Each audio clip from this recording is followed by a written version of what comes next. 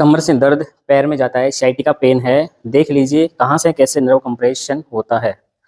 आप देख रहे हैं साइड में L3, L4, L5, S1, L4, L5 और S1 के बीच से ही ज़्यादातर जो नर्व कंप्रेशन है वो होता है, क्योंकि हमारे लोअर बैक पे प्रेशर हमेशा थोड़ा ज़्यादा रहता है। थोड़ी वीकनेस आने के बाद या कुछ पोस्चर ऐसा बनता है जहाँ पे एकदम से ज़्यादा प्रेशर पड़ गया और पहले से थोड़ी मसल वीक है, तो वहाँ से क्या हुआ, प्रेशर पड़ने से डिस्क थोड़ा सी बाहर आई और जो हमारी नर्व जा रही है वो नर्व पे थोड़ा प्रेशर पड़ा और सर्कुलेशन नीचे की तरफ रुक गया, जिसकी वजह से पेन दर्द यहाँ से लेकर के पूरा नीचे तक ऐसे जाता है।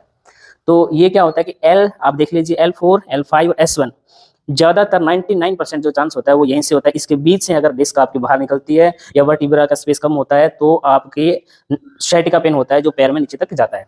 उसके बाद में S2, S3, S5 ये नीचे की कभी जो नर्व अगर है वहाँ से तो वो कंप्रेशन नहीं होता है, क्योंकि वहाँ से जो है वो जुड़ी हुई होती है, या आपकी हड्डी जो है जुड़ी हुई होती है, स्पाइन जुड़ी हुई होती है, वहाँ पे गैप नहीं होता है, ऑलरेडी पहले से गैप वहाँ पे नहीं होता है। तो गैप S1 और S5 के बीच होता है, S5 L5 और L4 के बीच होता है, L3 और L4 के बीच में होता है और ऊपर भी होता है। तो मेनली जो चीज़ है sciatica जो पेन है वो यहीं से होती है, L3, L4, L5 और S1 के बीच से ही होती है। अगर यहाँ से आपकी डिस्क थोड़ी बाहर निकली, नर्व पे प्रेशर पड़ा और नीचे के फ्लो को उसने रोक दिया, पैर में दर्द यहाँ से लेकर के नीचे तक पैर में यहाँ तक दर्द आ सकता है। किसी को यहाँ तक होता है, किसी को पैर में भी, किसी को पूरा नीचे तक दर्द आपको जा सकता है। अब इसका ट्रीटमेंट क्या होगा कि जब तक आपकी स्पाइन की सेटिंग नहीं होगी, जब तक उस डिस्क को वापस अंदर की तरफ वो नहीं जाएगी, जब तक उस नर्व के ऊपर से प्रेशर नहीं हटेगा, तब तक आपका ट्रीटमेंट नहीं होगा। ये मेडिसिन से पॉसिबल नहीं है। आपको दर्द की दवाई दी जाती है ताकि आपको दर्द फील ना हो, दर्द का आपको महसूस ना हो, लेकिन आपका वो ट्रीटमेंट नहीं है। कई बार ऐसा होता है, आपने दवाई ले ली, दर्द की दवाई आपने ले ली, अब क्या हुआ कि दर्द की दवाई में आपको दर्द का फील नहीं हो रहा, पता नहीं चल रहा और आप वापस काम लग गए।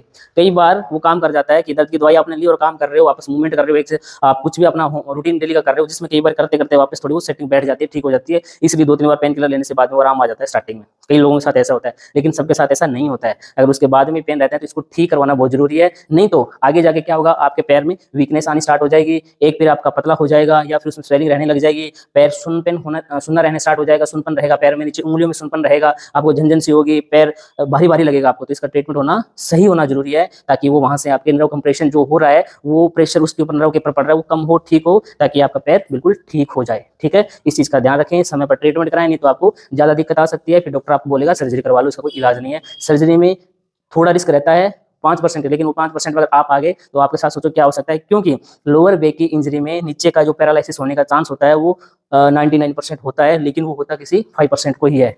तो अगर वो हो गया तो उसका कहीं भी दुनिया में इलाज नहीं है। स्पाइन की इंजरी करते टाइम अगर नीचे की आपको पैरालिसिस हो गया तो आपको यूरिन का, मोशन का, नीचे के आपके जो ऑर्गन आपको कोई पता नहीं चलेगा, बिल्कुल सुन हो जाएगा, बिल्कुल पता नहीं चलेगा आपको, और आपकी लाइफ जो भी बची खुची है वो ऐसे निकलेगी। तो आप कृपया इंजरी से बचिए और जो सर्जरी है उससे बचिए। सर्जरी से बचिए, ट्रीटमेंट कराइए, ठीक हो जाती है। बिना सर्जरी के भी ये चीज ठीक हो जाती है। कई बार थोड़ा समय लगता है लेकिन ठीक हो जाती है, इसका ध्यान रखिए।